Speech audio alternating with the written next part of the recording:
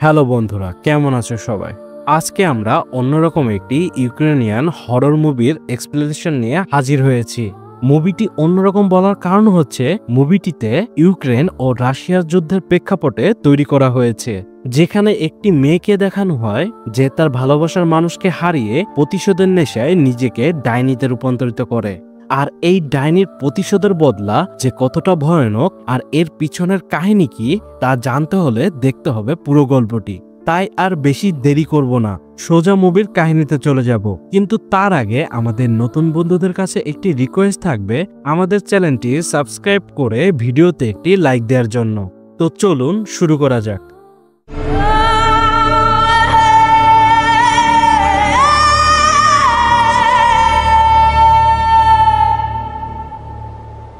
মুভির শুরুতে আমরা গভীর রাতে জঙ্গলের মধ্য দিয়ে একটি মেয়েকে দৌড়াতে দেখি। মেয়েটি দৌড়াতে দৌড়াতে একটি বাড়ির সামনে আসে। এখানে মেয়েটিকে অনেক ভীতু দেখাচ্ছিল, আর সে এখানে কারোর থেকে পালাচ্ছিল। মেয়েটির সারা শরীরে রক্ত লেগেছিল। মেয়েটি ভয়ে ভয়ে বাড়ির দিকে যেতে গেলে চারিদিক লাল হয়ে আসে, আর তখনই একটি ভয়ানক আত্মা বা কোনো শয়তানিক শক্তি এসে মেয়েটির গলা ধরে তাকে মাটি থেকে শূন্যে তুলে নেয়। এখানে মেয়েটির শ্বাস বন্ধ হয়ে যাচ্ছিল। তখন এই এন্টিটিটি মেয়েটির দিকে তাকিয়ে অ্যান্ড্রি নামে চিৎকার করে ওঠে, আর আমরা এই মেয়েটিকেই চমকে গিয়ে ঘুম থেকে উঠতে দেখি।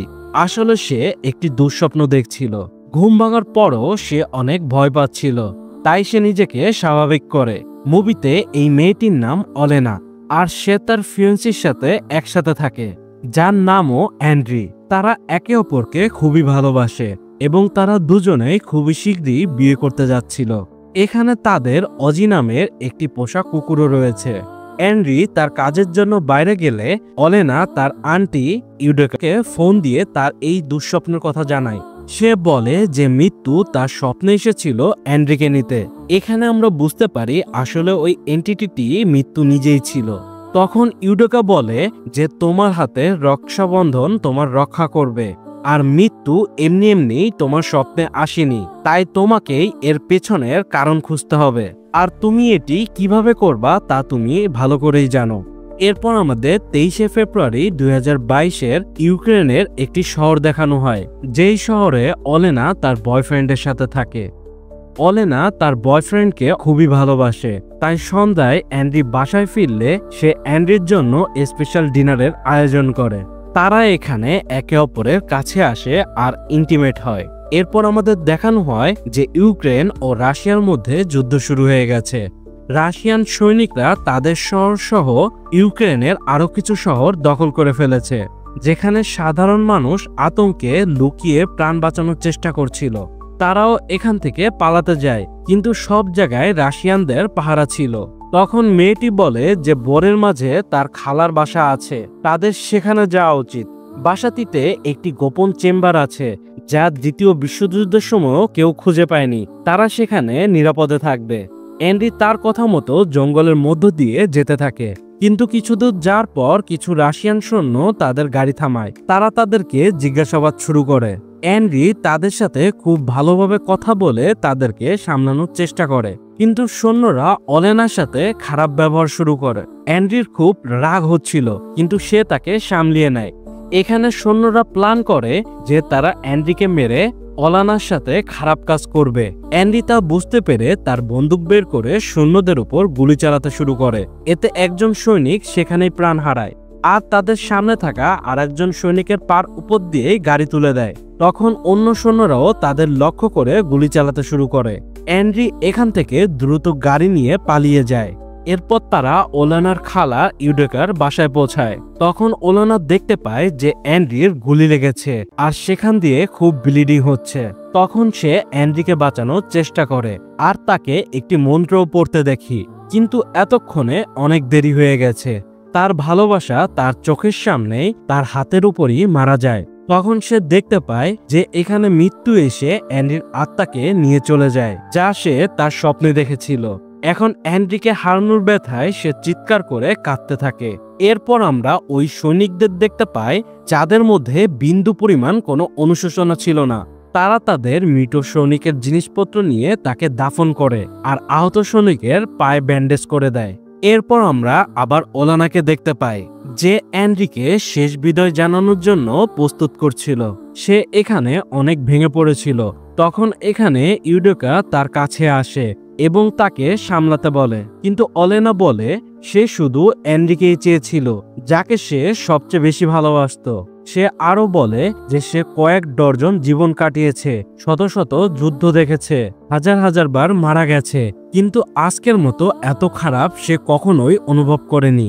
এখন কথা শুনে আপনারা একটু কনফিউজ হতে পারেন যে একজন মানুষ কিভাবে এতবার বাঁচতে ও মরতে পারে। তার উত্তর আপনারা সামনেই পেয়ে যাবেন। এলিনা আরো বলে সে একটি সাধারণ মেয়ের মতো অ্যান্ড্রের সাথে সুখে থাকতে চেয়েছিল, কিন্তু তার কাছ থেকে তার সুখ কেড়ে নেওয়া হয়েছে। তাই এখন সে এর ভয়ানক প্রতিশোধ নিবে। আর যারা এটি করেছে তাদের সবাইকেই এর মূল্য দিতে হবে, তাদের সবাইকে মরতে হবে। তাদের মৃত্যু এমন যন্ত্রণার সাথে হবে যে তারা স্বাভাবিক মৃত্যুর জন্য প্রার্থনা করবে। তখন সে অ্যান্ড্রির বডিকে ইউডোকাকে বলে দাফন করতে আর নিজে একটি কুড়াল নিয়ে একটি রুমে যায়। এরপর সে একটি দেয়াল ভেঙে সেখান দিয়ে একটি সিক্রেট রুমে প্রবেশ করে।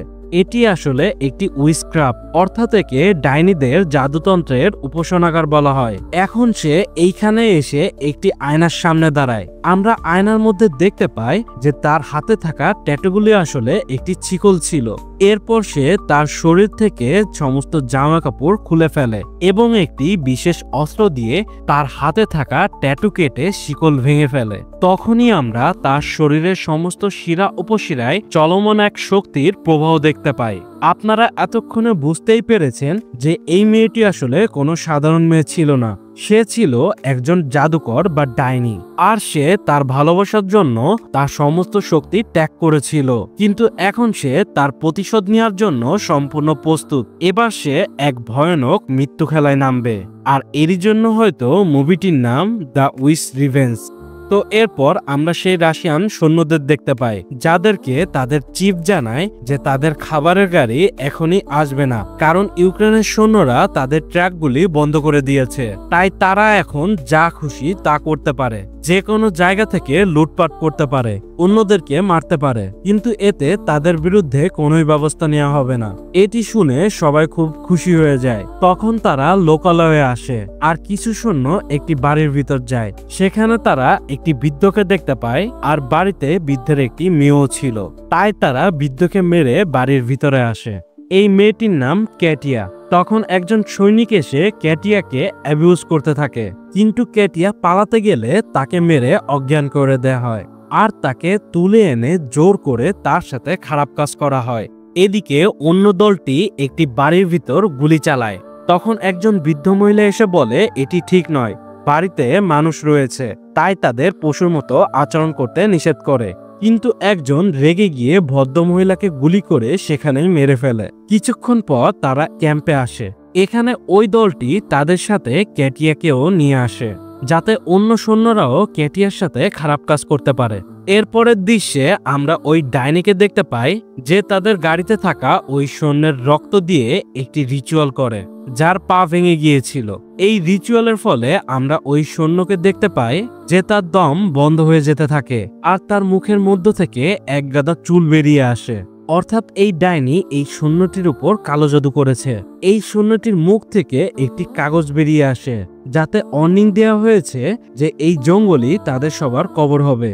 এরপর এই সৈন্যটির অবস্থা আরো অনেক খারাপ হয়ে যায় আর সে অনেক কষ্ট পেয়ে মারা যায়।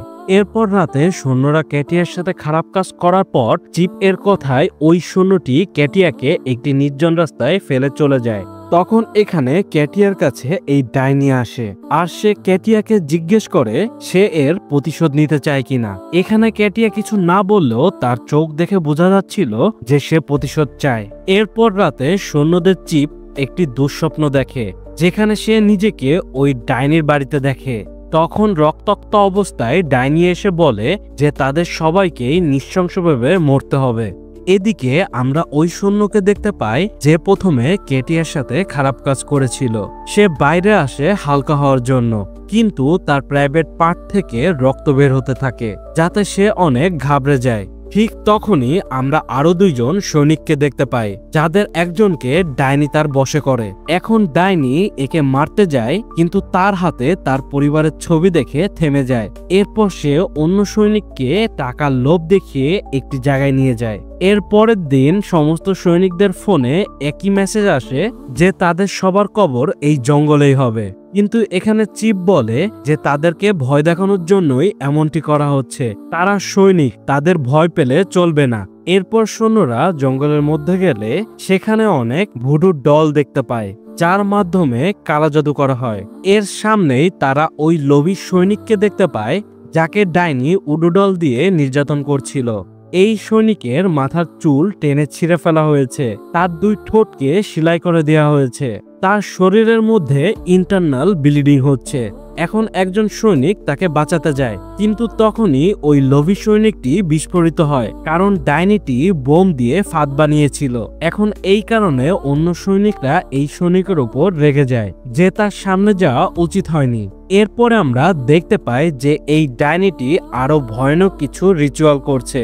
ডাইনিটি মাটিতে বসে তার পোশাক খুলে ফেলে, আর অন্ধকারের মধ্য থেকে একটি ভয়ানক অতি শক্তিশালী শয়তানিক এন্টিটি এসে এই ডাইনির শরীরে প্রবেশ করে। এখন ইউডোকা দেখতে পায় যে আকাশ থেকে বৃষ্টির মতো করে শত শত কাক মরে পড়ছে। এখন সে এসে দেখে বুঝতে পারে যে অলেনা তার প্রতিশোধের নেশায় নিজেকে শয়তানের কাছে উৎসর্গ করে দিয়েছে, যা খুবই বিপজ্জনক। আর অলেনার আচরণ ও চেহারা একদম বদলে গেছে। তাই সে তাকে বোঝানোর চেষ্টা করে, কিন্তু অলেনা তার কোনো কথাই শোনে না। তখন ডাইনি ওই সৈনিকের কাছ থেকে আনা ছবি দিয়ে আরেকটি রিচুয়াল করে, যার ফলে ওই সৈনিকটি তার স্ত্রী ও সন্তানদের মৃতদেহ দেখতে পায়। তখন সে এখান থেকে চলে যেতে চায়, কিন্তু চিফ তাকে যেতে দেয় না। তাই সে একটি ট্রাঙ্ক নিয়ে এখান থেকে চলে যেতে গেলে সে তার সামনে ওই ডাইনিকে দেখতে পায়। তখন সে নিজের কন্ট্রোল হারিয়ে ডাইনিকে ট্রাঙ্ক দিয়ে চাপা দিতে যায়। আসলে ডাইনিটি তার ব্রেন নিয়ে খেলছিল, তাই সে ডাইনি ভেবে দুইজন সৈনিককে ট্রাঙ্কে পিষ্ট করে মেরে ফেলে। তখন অন্য সৈনিকরা তাকে ধরে প্রচন্ড মারধর করে, কিন্তু সে সবাইকে বোঝানোর চেষ্টা করছিল যে এইসব ওই ডাইনির কারণে হয়েছে, কিন্তু তারা কেউই বিশ্বাস করে না। পরের দিন তাদের ক্যাম্পের ভিতর হঠাৎ বোমা বিস্ফোরণ হয়, যার ফলে সবাই পালানোর জন্য এদিক ওদিক ছুটে যায়। এখানে একজন সৈনিক পালিয়ে জঙ্গলের ভিতর চলে আসে। সে এখানে ওই বৃদ্ধ মহিলার আত্মাকে দেখতে পায়, যাকে সে গুলি করে মেরে ফেলেছিল। এই আত্মাটি তাকে তাড়া করে ভয় দেখাতে থাকে। আসলে এই আত্মাটি ওই ডাইনিটি ছিল। তখন ডাইনিটি চিপের রূপ নিয়ে এই সৈনিকের কাছে আসে, আর তার মাথায় কিছু একটা লিখে, আর হঠাৎ করেই তার চেহারা বিকৃত হয়ে যায়। তখন সে এই সৈনিকের বুক থেকে তার হৃৎপিণ্ড বের করে নিয়ে যায়। এরপর সমস্ত সৈন্যরা এখানে এসে এর অবস্থা দেখে খুবই আতঙ্কিত হয়ে যায়, কারণ তারা ভেবেই পাচ্ছিল না যে এমন কোন শত্রু ছিল যে এতটা নৃশংস হতে পারে। এখানে সৈন্যরা বলে যে এই সব কিছু আসলেই ডাইনিই করছে, কিন্তু চিফ এইসব ডাইনিদের কথা বিশ্বাস করে না। এরপর আমরা অলেনা দ্য উইস্ককে দেখতে পাই, যে ওই সৈনিকের কাছ থেকে আনা হৃদয়টি কাঁচা খাচ্ছিল। তখন ইউডোকা এসে তাকে বাধা দিতে গেলে সে ইউডোকার উপর আক্রমণ করে, কিন্তু সে আবার স্বাভাবিক হলে সে ইউডোকার কাছে মাপ চায়। আসলে অলেনা তার কন্ট্রোলের বাইরে চলে যাচ্ছিল। এরপর রাতে ডাইনি ক্যাম্পের ভিতরে এসে সবাইকে ভয় দেখিয়ে যায়, এবং পরের দিন সেখান থেকে মৃত সৈন্যদের লাশ উধাও ছিল। তাই তারা লাশ খুঁজে বের করতে যায়, কিন্তু তারা দেখতে পায় যে সমস্ত লাশগুলিকে ছিন্ন বিচ্ছিন্ন করে গাছের সাথে ঝুলিয়ে রাখা হয়েছে, যা দেখে একজন সৈনিক নিজেই নিজেকে গুলি করে বসে, কারণ সে এই ডাইনির প্রকোপ সহ্য করতে পারছে না। তাই সে নিজেই আত্মহত্যা করে। এদিকে আমরা সেই সৈনিককে দেখতে পাই যে কাটিয়ার সাথে খারাপ কাজ করেছিল।